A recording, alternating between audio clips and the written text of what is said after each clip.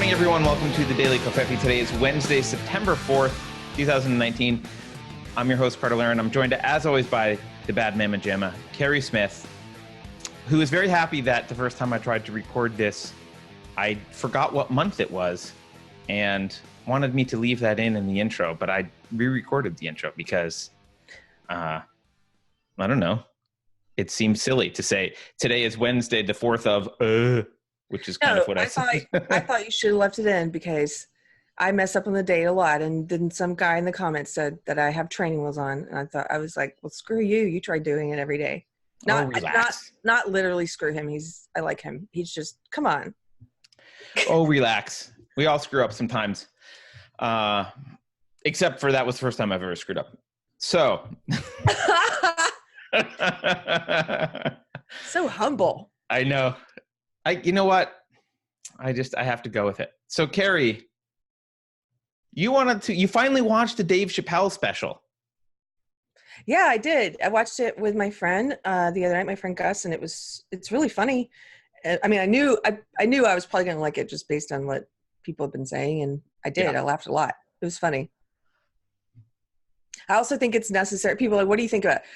I think it's hilarious. I think it's necessary. I think it's kind of what we talked about before. It's if anyone is going to kick down the door of this crazy vice grip that SJW ideology has in comedy, it's going to be Dave Chappelle, because Dave Chappelle is the same guy that years and years ago walked away from millions of dollars because of integrity, who walked away from millions of dollars because he was an imperfect man trying to find himself or he went out, he was like, in search of truth is the way I look at it. From someone on the outside looking at him, that's the way I interpreted it. And at the time, they all said he was crazy.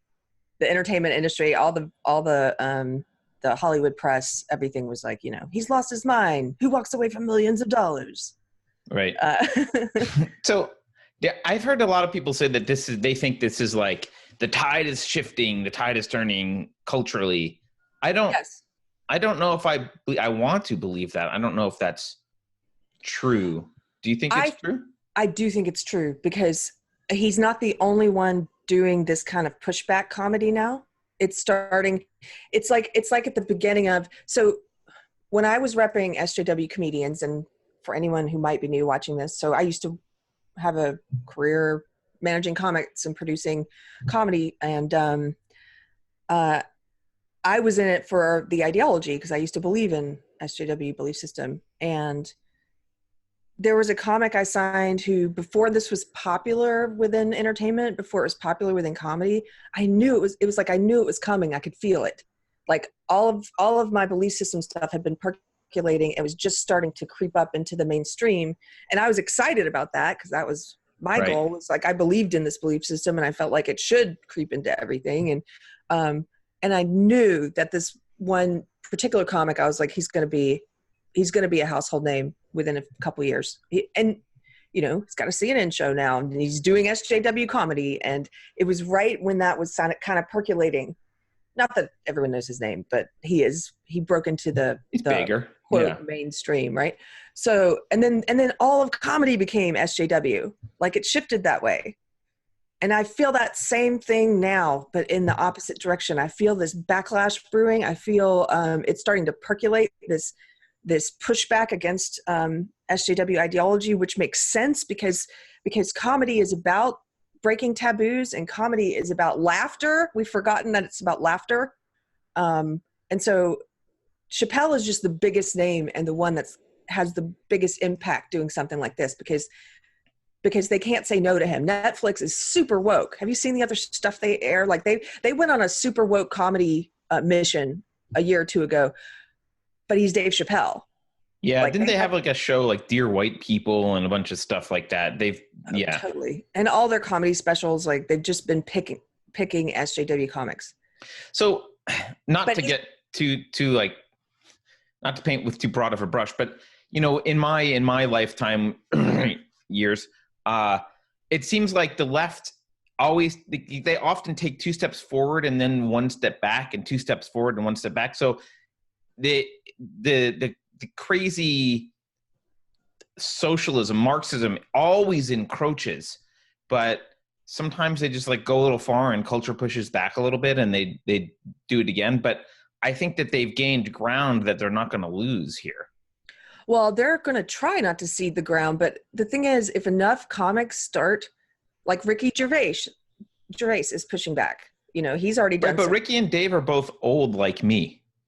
Yeah, but you know what? They're not the only ones. The people who are pushing back are the young people. These are just old, big names who have an impact. That's my point. The young people doing it, that's where it's percolating. The young people doing it can't kick down the door the way Chappelle is, but enough of them are doing it. They're going to be the next stars. The ones who are pushing back are going to be the next, you know, within a couple years. I do believe you're going to see them breaking through the mainstream. Some of his, he's been criticized. Well, he's been criticized by SJWs. Of course, they find this problematic, and Right. and we can talk about that. That's hilarious. But he's also been criticized by Owen Benjamin for stealing the premise, the large premise of a joke. Which What joke was that? The T's ruin everything. The trans ruins everything for LGBT. The whole. I don't think that's not. Unique. Yeah, you should watch it side by side. There's some. Look, he doesn't. There's not. It's not as overt as the Jared Carmichael one. He also actually stole almost line for line a couple of bits from Jared Carmichael. Now, do you know who Jared Carmichael is? I've never heard of Jerry Carmichael. Again, young. That's what I mean. Is there are young people doing this, and that's what happens when jokes get stolen. It's usually a bigger name taking stuff that's working really well for young people. And so, and I'm not saying. By the way, I'm not saying Dave Chappelle knowingly stole these jokes. The way that things get taken, it's interesting. It's an interesting phenomenon to me. Who knows how those ended up in his material? It could be a writer. It could be a friend of his who heard it and then is repeating it around him, and then he riffs on it. That's how the Owen Benjamin one could take off. It's like you hear the premise and then you talk about it with a friend and then you start riffing on it and it becomes your own. But you definitely. Yeah, look, I'm not a guy to defend Dave Chappelle necessarily against Owen Benjamin or this other guy, but in my experience, even in the startup world, a lot of people think that they've thought of something or seen something original because the culture is at a particular point where there's a collision of things or there's contradictions or something is interesting. And people say, oh, I came up with XYZ, but 15 other people came up with XYZ independently at the exact same time. And people will be like, you stole my idea. No, it's just an idea that is relatively obvious to someone who's paying attention. And if there's a handful of people who are clever enough to make that funny, then you all came up with the same thing at the same time. And that's not unlikely. Right. Well, that's what I'm saying. It's in the zeitgeist. It's in the collective consciousness. But if you look at these jokes side by side, I do believe any writer would say, no, it's not just in the zeitgeist and you both did a joke about this. It's directly, they're linked somehow. So the Owen Benjamin one, Dave Chappelle does this skit about all the LGBTQ letters in the same car driving along. Did Owen Benjamin use the car metaphor as well? Is that? No, the car metaphor is different, but he talked about, he did it like alphabets, like you've got the L's, you've got the B's, you've got the T's. You know, the joke about the bees, the bees want to have sex with everyone. And so you can't really trust them. Like that part is in both. The fact that he's breaking it down by the letters, the fact that he says basically the T's ruined everything. Look, you can shrug it away. I don't care. We don't have to agree. I'm just saying I believe it's direct. It's more than just in the collective consciousness. It was direct.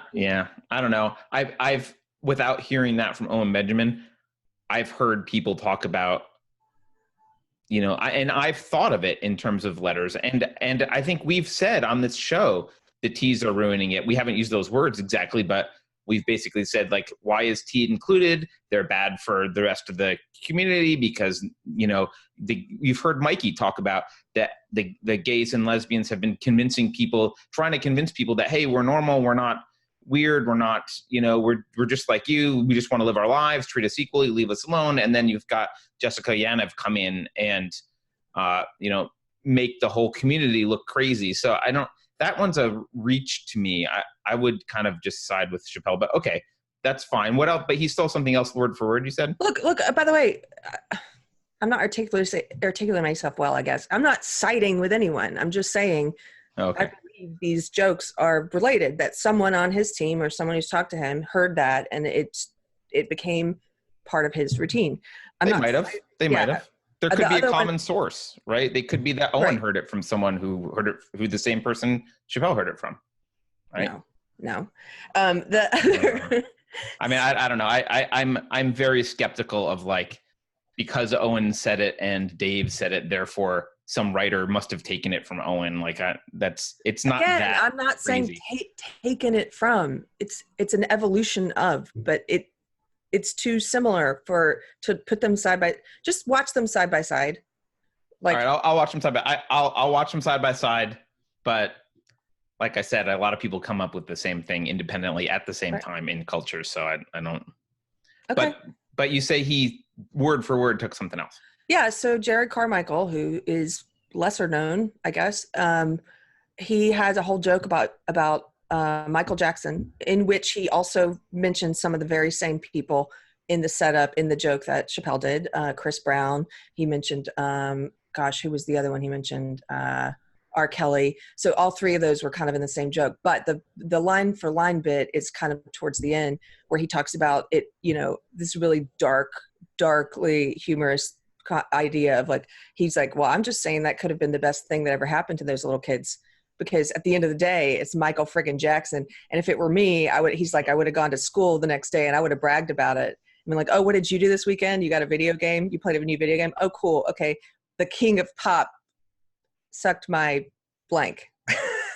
And that's pretty much like the whole punchline's the same, and it's the same. So again, that sounds a lot more similar to me. It is. Well, I mean, but again, you could also arrive at that joke without ever having heard it.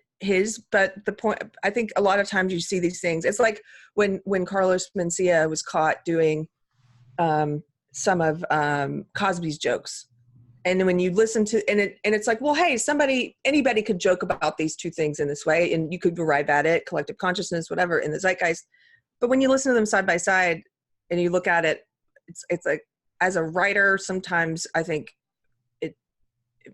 it's too similar. Yeah. Well, honestly, it's the way it's constructed. It's not just the joke. The Michael Jackson stuff actually was the most interesting to me in the entire show, because it was one of those things where he was joking about something that I take very seriously and like extremely upset about. And he was saying things that obviously I completely, like, he was joking about things that were really dark and really horrible, and in a way that was dismissive of, child exploitation and child rape. And yet I like, I don't know. I hadn't heard, I realized that was a normal experience for comics, for me, listening to comics in the past. Like, there would be some area they would go and I would be like, whoa, I don't like that. But it's kind of funny. And I'm not upset by him for saying it. Like, I'm not mad at them. Right? It just move on. Like, I get it. It's kind of funny. It makes me uncomfortable. I don't like it. But then the next joke is great and I just move on. And like, I'm not, out protesting, trying to get it shut down or cancel culture around the guy. And that part was an interesting reminder, because it wasn't until I heard that I realized, oh, that's been absent for a really long time. Everything is milquetoast. I'm hearing stupid jokes about nothing. Yes. That's nothing challenging me ever. Everything's just bland. I've been living in this bland world, thanks to social justice, where no one can say anything except for white man bad, orange man bad, blah, blah, blah, Trump. I mean, yeah. So that to me is a talented comedian, because they're supposed to be saying things that they don't. He obviously doesn't believe that children should be molested, or that. Right. I don't think he believes that either. Just right. That is comedy. Is you take horrible things. Look, when they say like rape isn't funny, no, rape is not funny. That's why if you can make somebody laugh at it, right, and make it and look, good comics take this issue, and then they come at it sometimes from this side that you've never thought about, from this warped perspective that is somehow humorous, and the punchline is oftentimes on the comic. It's like, what a weird mind to think that way, or what a dark, like, it's funny because it's Oh, that's a good point. It's at the expense of the comic. Yes, it's at the expense of the comic. So it's not punching up or down. It's like punching yourself, basically. Yes. So during the Me Too stuff, I have this picture with Al Franken, and when he got accused of like, groping and all this, and which I thought was ridiculous. I'm sorry. I don't think all the accusations against it sucks I even have to say that. It depends on the person and the accusations and the context. In Al Franken's case, I thought a lot of the accusations were bogus. They just didn't read as compelling, and I personally didn't believe them or think it was a big deal. Like one of them was like, we took a photo and he squeezed my side. Okay, like how hard is that to misinterpret, and how many times is that? Wasn't there a photo of him literally molesting her while she was unconscious? That was a different woman, and it was obviously a comedic picture. They were on a comedy tour together, and she was sleeping, and somebody took a photo with him going, like he's like touching her. He obviously wasn't groping her. It was for a picture where he's like, "Look what I did while you were sleeping." It's like you may not find that funny, but that's comedian joking around, right? And to say, "Oh, I got groped while I was asleep," why would he take a photo going, like, "Look what I'm doing," and then give the photo to you? Right. Right. Yeah, fair. So anyway, when all that stuff was happening, I have a picture with him, and I posted it and said, when all the hashtag Me Too stuff was happening, I posted my photo with me and him standing there together, and I said, hashtag why not me? And right. I'm just using this as an example because I had to try and explain it at the time. I had a friend, I thought that was hilarious. I had a friend say, "Oh, you're making fun of victims of sexual assault." I'm like, no, I'm not. No, the punchline there is me. Right. What kind of person would go, "Why didn't I get groped?" Right. You're punching at yourself. Right. Like who would be like, "Am I not attractive enough to get molested?" like that's what that joke is. And so people, anyway, this is kind of a little rant about what you said, but yes, this is how safe and unfunny and how PC we've gotten in comedy that it seems like new again to see a comedian saying and making things, poking fun of taboo subjects and making things that are not funny. Did he make you laugh with that joke? Because he made me laugh with it. The Michael Jackson. The Michael Jackson one? Yeah. I don't remember if I laughed out loud. I probably smiled a little bit and was like rolled my eyes and was like, "Oh my God." But well, it made me laugh, and it made me laugh when Jared did it. Yeah. But yeah, I don't know, Keri. Like Mikey, you mentioned my friend Mike Harlow. Mm-hmm. Mikey's talked about this before. Especially people who have some type of relationship to taboo subjects, like if you've been raped, sometimes finding ways to make fun of it and make light of it that's what humor is for. It relieves tension and it helps with the healing process. And if you're a victim of abuse, like dark humor about that abuse sometimes is a way to like move past it. You've taken this thing that is traumatic and you've turned it into like a punchline. Yeah. And so the same any subject. This is why I when I was in SJW, I got sucked into thinking, there are certain things you can't joke about and kind of thing, and right. And there was this whole controversy back when I was producing Totally Biased, this late night show, and it was like an SJW late night show.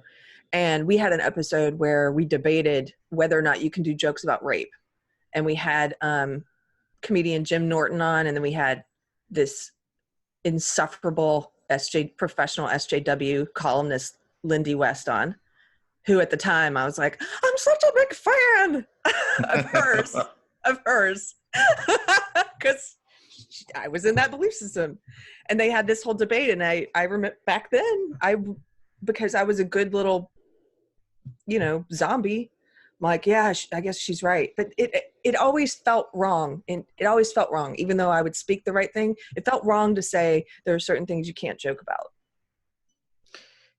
Let me ask you a question. Did you, when you were in SJW and speaking those things, were you aware that you were virtue signaling in order to gain some semblance of like self-worth or like feel better about yourself?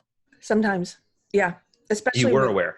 Yeah, especially with online stuff, because if you have any SJWs in your echo chamber, look at the stuff they post and how and what they say about it, because uh, there is so much pressure in that belief system to speak the correct thing and not to mess up. And we've talked about this in episodes before, like most recently in the maybe like the deprogrammed episode that we did on white fragility, and the girl that did the white fragility bingo, and she says in the description, this will help white people learn what they should and should not say. It's like there's so much about what you should not say, and so people are they self-censor a lot.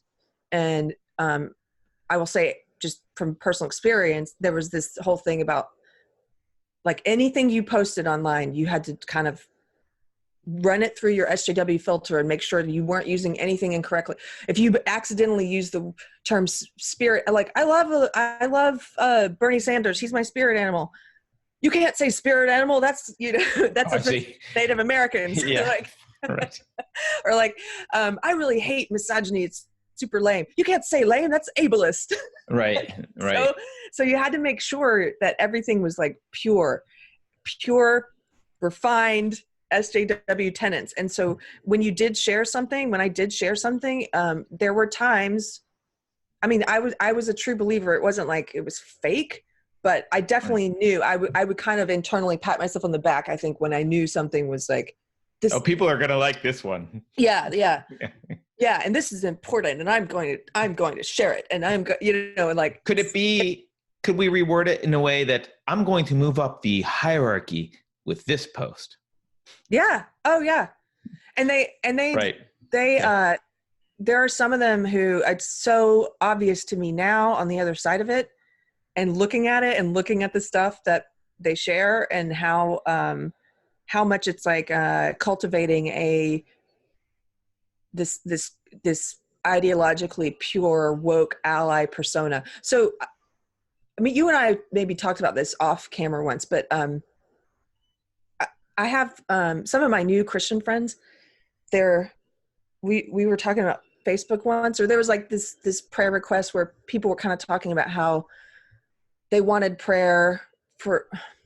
they wanted people to pray for them so that they didn't feel like for them, Facebook and social media is a place where people compete to present this perfect version of themselves, like the perfect family or the perfect life with like the perfect photos and the perfect spouse and kids and vacation. And so there's this ego-driven desire to compete and jealousy. And they were talking about jealousy and resentment in other people's carefully crafted lives. And that was really interesting to me, because I don't use Facebook that way.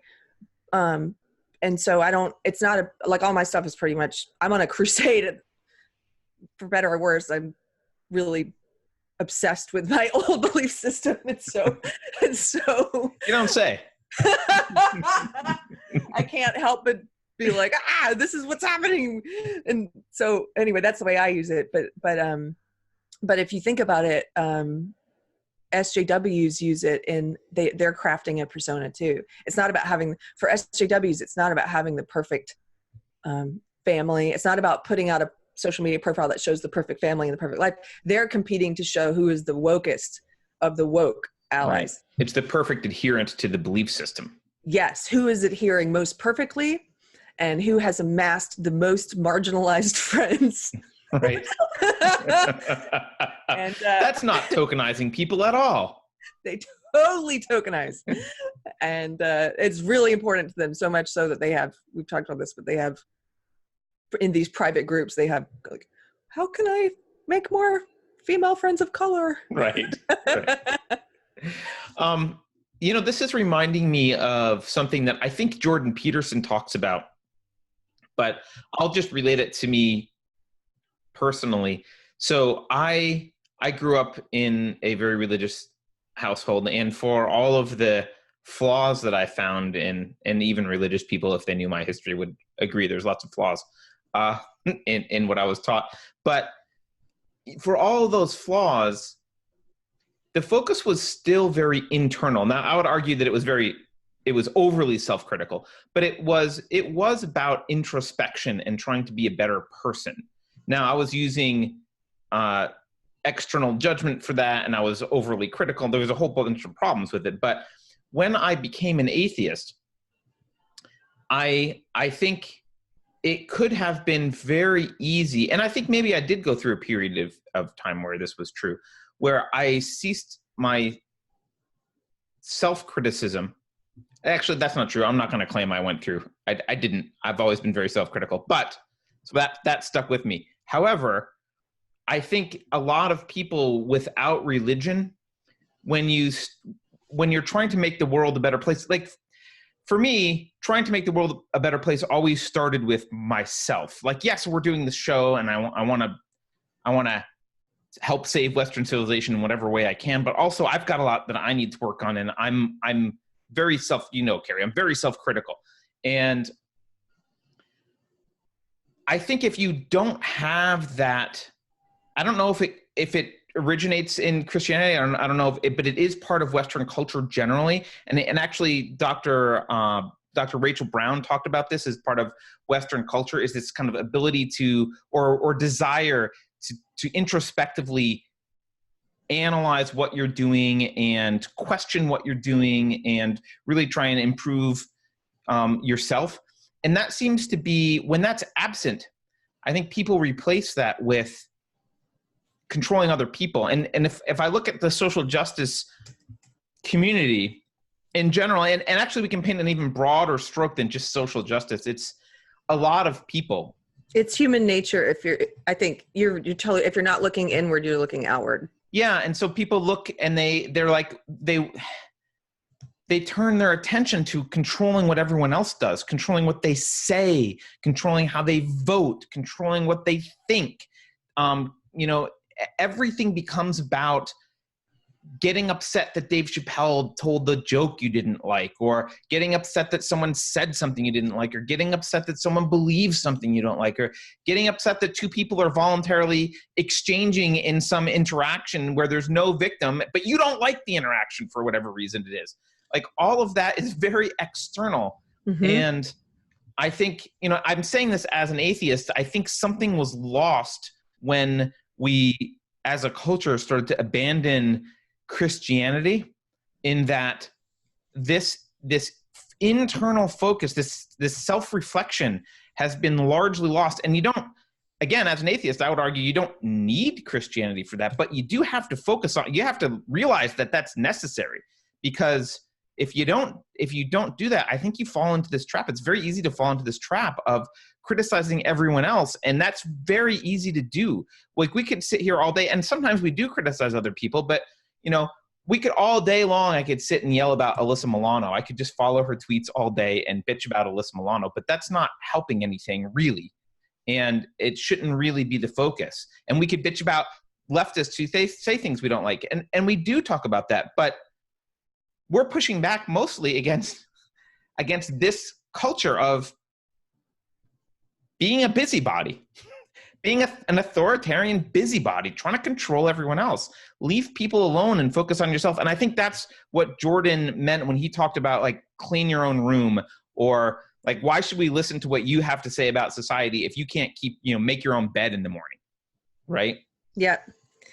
I love what you're talking about. I was looking for this one quote that you're making me think of. I think it's a Carl Jung quote, but it's about looking inward versus outward. And this completely resonates with me, because this is part of what helped me leave my old ideology.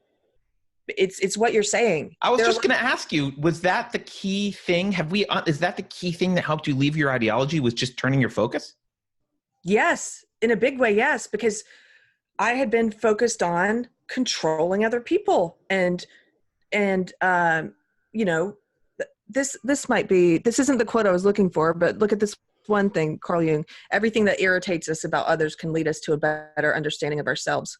It's like, it's not just SJW ideology there, but that's a great example of an ideology that employs this. That belief system is all about ignoring your personal faults, ignoring personal responsibility. You're not trying to grow as a human. you are looking outward, and you are trying to make sure that everyone adheres to this religion that you've now adopted. And you're trying to speak the tenets of it perfectly and correctly, but you're not thinking and you're not growing, and there's no inner growth. I said this to a friend recently, and because I was thinking about the word woke, which is the SJW word. Like, you're woke. You're right. The implication is everyone else is asleep, which is right. But listen to the tense. Woke is past tense. It's like everything's done. It's not an awakening. Awakening is present tense. An awakening is continual. It's evolving. It's growing. When you're awakening, you're looking inside, and it's active. It's active, and and there are things you don't know that you are still learning. And it's a present tense word. Woke is like done, finished. Yeah, you're right. That's a good point. Woke is over. Woke is over. It's in the past. I'm saved at the end. Yeah, I'm good. I know the right belief system now. There's nothing left for me to learn. I'm woke. Let me now go into the world and repeat these mantras. Right. I'm woke. You're not. End of the day. Yeah. and that's a perfect representation of their mind. My mind was so shut. Like I in my first essay, I think I wrote, it was like, when I left my belief system, it was like leaving a prison of my mind that I had created. I wasn't inquisitive. I wasn't spiritual. It wasn't about personal growth. It fools you into thinking it is, because you're like learning the things you can and cannot say. You're learning things you can and cannot say, but you're not learning. You're not growing. You're not discovering truth. You're memorizing the correct way to speak the ideology. And you're not searching, and you're scared. Like, they keep you fearful about searching. And so I wasn't reading. I was like, and I love to read, but for years, like I pretty much quit. I mean, I still read, but it wasn't like it was when I was a kid, and it wasn't like it is now. I had no interest in history. I had no interest in like, there are things that have just woken up in me that are awakening in me in the past couple years that weren't there before. Like, I want to go back to college now. Yeah. No, you and me both. I'm realizing how, I think I've said this before, but I just didn't learn history very well. And I'm like taking classes now. I'm taking online classes now in a couple different subjects of history, just because I'm realizing how rich it is, how interesting it is, and how little I know of history. Yeah. Someone just brought up the other day, oh, you guys should know, you should do some more research and know more about the rise of the labor movement. Yeah, totally should. Don't know much about it, right? And I think it's really, it's much more fulfilling to be focusing on yourself also. You feel much better when you do finally make a breakthrough or improve a little bit. It feels much better than, oh, I was able to give the smackdown to the alt-right person on Twitter, which is like, okay. Well, that's a great example. You say, like, yeah, you should know more. Of course, we're not experts on everything. Nobody is. And that's what that woke ideology is about. There's this need to be correct and right about everything. And they pretend and they speak. This is Jordan Peterson talks about, don't lie and don't speak opinions that are not your own. That's all SJW belief system. It's all about speaking opinions that are not your own. Right. And, they have an opinion on everything, and they often haven't read the thing they're criticizing or watched it. Or at the next time some SJW tells you, like, oh, Milo Yiannopoulos is blah, blah, blah. Or, Mike Cernovich is nah. Okay. Not saying you're wrong, but tell me why. What speech of his did you listen to, or what book did you read, or what video did you watch? Well, I don't have to watch it because blah, blah, blah. Yes. Well, then you're just a puppet. You're just a puppet talking somebody else's opinion. Yeah. This reminds me of a story, Keri. This must have been, oh man, it was almost 20 years ago. I was working, I had a friend, how do I want to introduce this? I had a friend she was first generation Korean immigrant. And she was reading I had given her Atlas Shrugged. We were having a lot of philosophy conversations, and I had given her Atlas Shrugged, and she was doing something called ride share in the Bay Area. Basically, you like line up on one side of the bridge, and people pick you up and take you to work in the morning for free because it allows them to get in the carpool lane. So there's a whole coordinated commuter thing, or there was. I assume it still exists. Anyway, so she was doing that, and that's how she would get to work in the morning. She lived in the East Bay, and work was in San Francisco. It's just they had to cross the Bay Bridge, so she would wait at the stop, and someone would pick her up and bring her into the city. And same as going home. But anyway, so she had Atlas Shrugged with her because she was reading it, and she was about halfway through, I think. And she got to work one day, and she said, "The weirdest thing just happened to me." And I said, "Well, what happened?" She said, "Well, this woman picked me up, and so my friend was not super social, so she was just going to sit there and read because that's the type of person she is. So she got out her book and she was reading, and the driver said, "Oh, how can you read that?" And knowing nothing about Ayn Rand and only being halfway through the book, she's like, "Well, what do you mean?" And the driver was like, "Well, she's racist and sexist and blah, blah, blah," like just every bad word of the day. Now it would be, I don't know, not rogue misogynist, who knows. She's racist. Well, racist was the big one. And my friend said, "Really? I haven't noticed that yet." I'm like, halfway through the book, I haven't seen that anywhere. Where's that? What parts are racist? Honest to God, you know what the answer was? You can guess the answer, Keri. She's never read it. I don't know. I never read it, but I know she's a racist. It's always the case. And I'm like, yeah. Well, the thing about this is when you start trying to make sure you're not speaking other people's opinions, and you try to hold yourself accountable and try to be honest and research and actually take the time to form an opinion on things and be willing to say, "I don't know enough about that yet. I don't have an opinion," or "This is my opinion, but it's just based on this article I read and I haven't read the source," or whatever, to be on, when you start to be honest about that stuff, then you notice, you just start to see how many people do it all the time, and how often you were doing it without realizing you were doing it. Yeah.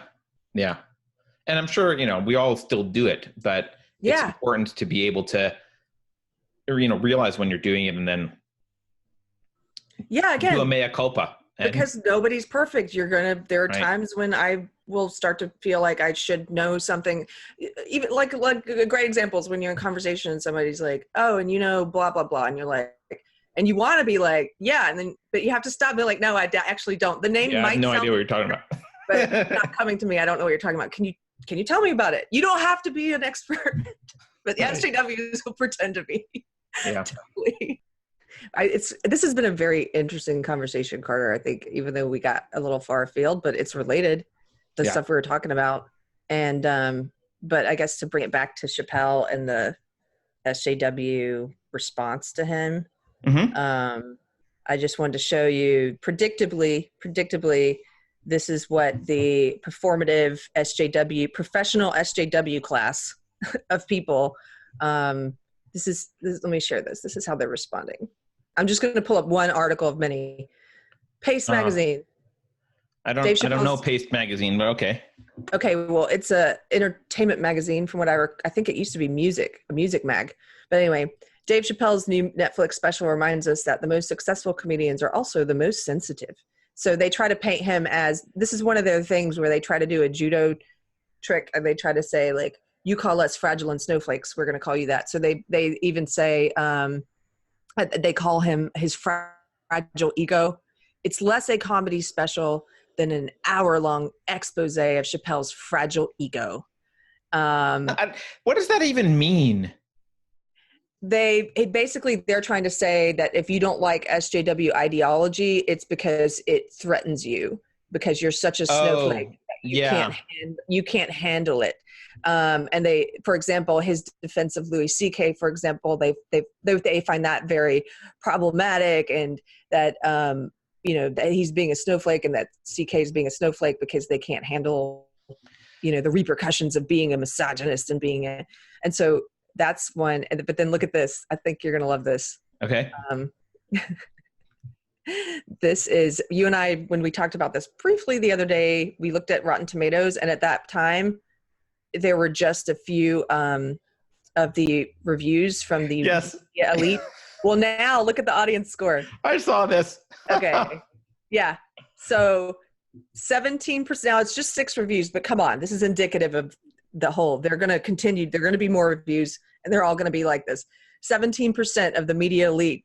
That's what they say. Or they say that the show gets a 17%. Right. Just be clear with people. The audience scores the one on the right, and the one on the left is their elite critics who know what to think and are going to tell us whether the show is good or not.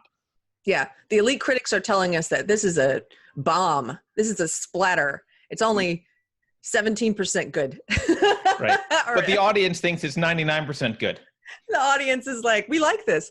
Now look at the opposite. Look at the Hannah Gadsby, Nanette. Now this is a comedy special that is the opposite. This is a woke, performative, one-woman show. And not that there aren't funny parts. I laughed at parts of it, but it's not a comedy special. It's more accurately would be described as a sermon or a one-woman show. And okay. But it was heavily pushed by the media elites. And look at their tomato meter, 100% good. The audience disagrees, though. And look at the audience is more honest because the audience score isn't 17%. It's not like super splat. It's like, it's kind of good at part. Like at least they're honest. Yeah. Yeah. They're like, it's kind of funny, but 65. How can 100% of the media leave like, this is the show you must watch? You know, like, I just love those comparisons. It makes me laugh. You know, what's reminding, something that you said earlier for the previous article, you said they were kind of saying he had a fragile ego, and anyone who disagrees, it's because they have a fragile ego or whatever it is. It reminds me of something I've seen with going around Twitter with guns recently, Keri. Anyone who I think Geraldo Rivera tweeted this, basically say anyone who wants an AR-15, I have to wonder about their penis size or whatever. He's like, or made some comment about, only people who are not masculine and have small penises want guns. And and I also saw this from a feminist. Like women? Yeah, I also saw this from exactly. Your penis is too small, Keri. I also saw this from a feminist about some other topic, and it's getting to be kind of common where, in this case, someone disagreed with her, and her response was basically incel, right? So it's getting to be that if you disagree with them in any way, their go-to response is ad hominem. And make no mistake, that Dave Chappelle article, that's just ad hominem. That's just, he has a fragile ego. Fragile ego, right? That's small penis, fragile ego, incel, no one wants to date you. Like those are all that they just throw that crap at you because they have literally no other argument. They have no argument. It's just throwing something, hoping that you actually do have a fragile ego and that it will stick. But if you don't, it won't stick and it doesn't matter. Yeah, it doesn't. That's the way to respond to them when they call you names. It's like, I don't care what names you call me, whatever. One other. Okay. Let's see. Actually, 2 more. So this one's good. This is another comparison side by side. The Netflix, I think it was Netflix documentary. This is about the squad, knock the house down. 100% media elites. Wow, they all love AOC. Go figure. Audience score, 35%. But how could the media elites be wrong? It's not like they didn't accurately predict the 2016 election. You know what this reminds me of? I've said this before, but in the book The Fountainhead, there's wrong book. The guy who's in charge of the paper. I don't even remember his name anymore. He owns this Gale Wynand. He owns this newspaper empire. And he thinks he's in control because he's like the elite. He owns all these papers. But when he actually tries to push something that he believes rather than what everyone else wants to believe, it totally doesn't work. And I kind of feel like this is how, the Netflix are like, no, this is great, 100%. And the audience is like, 30 something, you're not actually in control. You just think you're in control. Yeah, and look, Chappelle's aware of this. I didn't write them down. I wish I'd written them down. But at the beginning of the special, he flashed like 2 or 3 quotes on the screen, and if you read them in order, he was basically saying, "The people are going to like this." But anyway, you're making me think of that because before it even started, I was like, "Oh, he knows." Yeah. Like he knows, and he predicted it accurately. Look at the public response, 99%. Okay, this is the last one I thought you might enjoy. This is that meme of putting on the glasses. Oh. Yes. You put the CNN glasses on and suddenly Dave Chappelle is a member of the KKK. Yeah, you put the glasses on and what he's saying is white supremacy. Anyway. Well, the good thing is if comedians want to attack the woke left, there's a lot of material. So there is. And again, I think it's just, you see comics like Konstantin Kisin, right? Mm-hmm. He did a whole show in Edinburgh recently, and there were other comics there doing shows criticizing the PC left, and it's starting to happen. Right. I think it is. Andrew Doyle right. does Tatiana McGrath, who Tatiana McGrath actually she was at Edinburgh Fringe Festival. He got a friend of his or someone he knows that kind of looked like her to play Tatiana McGrath. Oh, that's hilarious. I didn't know that. Mark Hughes, who we talked to on the podcast. Yeah. Yep. So there are starting to be more. Now, here's another prediction. Once it does become popular, once there's a mass, okay, now this is the culture, then you're just going to see hack anti-SJW, hack anti-PC people again. And then they're going to be making TV shows with these hacks. But right now you're seeing some really talented people who are starting to percolate and rise to the top, who are not afraid to be the first to say like, hey, this is hilarious. And we'll likely see some SJW latecomers switch and be on this side because they didn't really care. They were just trying to fit in. Oh yeah. Well, we saw them. Look at some of the big names now who've become SJWs. They're not true believers. I don't believe they are. They're opportunists. So because it is the culture and it is popular, like what's his name? The guy we talked about with Mark Hughes, Jim Jeffries. Jim Jeffries is a fake. He's a fake SJW and a very loud fake SJW. Can I just be clear? It's not popular. It's just being pushed. And eventually the cathedral is going to get tired of pushing it because no one is biting. Right. To be clear, when I say popular, it's popular with the media elite, just like we saw these percentages. It's popular with the people at Netflix who buy specials. It's popular with the agencies and the management companies right now. It's popular with the networks who are buying pilots and TV shows. Right before I folded my company, we had a pilot in production, and it was an SJW pilot, an SJW comedy pilot, reality comedy pilot. It was up against several other SJW comedy pilots. Right. Because that's what people want right now. They're like, we want something that's woke. And so that's what I mean by popular. It's not popular with the people, clearly. Right. But it's popular with the propagandists in the cathedral. Yes. So. And as soon as it becomes popular with those media elite to then criticize PC culture, as soon as the networks and the agencies and the management companies and the Netflixes, as soon as they're all like, as soon as they switch and they're saying, okay, it's popular now to criticize this, that's when you'll start seeing hacks switch over. You'll see Jim Jeffries become anti-SJW, anti-woke to get his next show. Well, that will be interesting because to me, it will be interesting to see which of these companies actually underwent convergence and they will refuse to switch despite the fact that the ship is sinking. They will stay on it.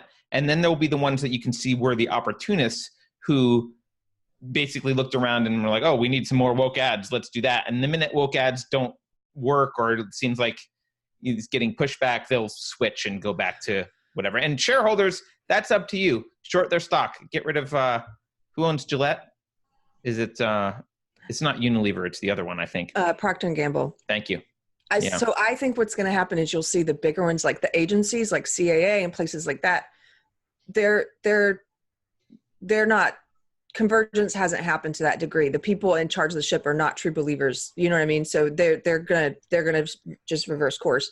But you'll see perhaps companies like Netflix. There's some where if they've hired enough true believers who are at the top of that company now, who are running it, they will let the ship go down rather than turn course. Right. That's what I mean. That's what I mean. Until the shareholders fire them.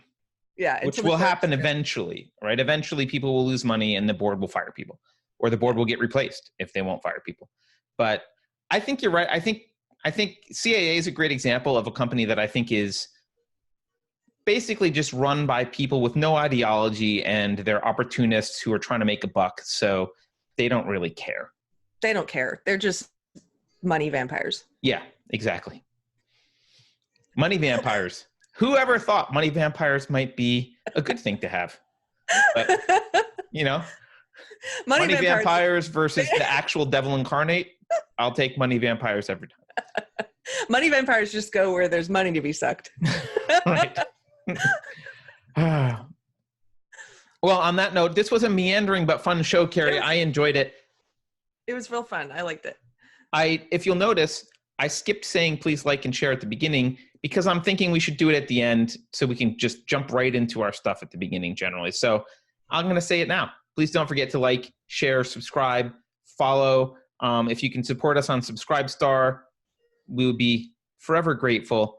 And if not, please just share the video, like it, subscribe if you haven't to YouTube. And I don't know what else. Oh, there's merch. We have merchandise on our store, and we're doing book club coming up. We're going to be talking about George Orwell's 1984 on September 15th. I haven't even started. I mean, I've read it in the past, but I haven't started yet. So it looks pretty short. So I'll be good. September 15th. September 15th, guys. And thank you for tuning in. Thanks for hanging with us.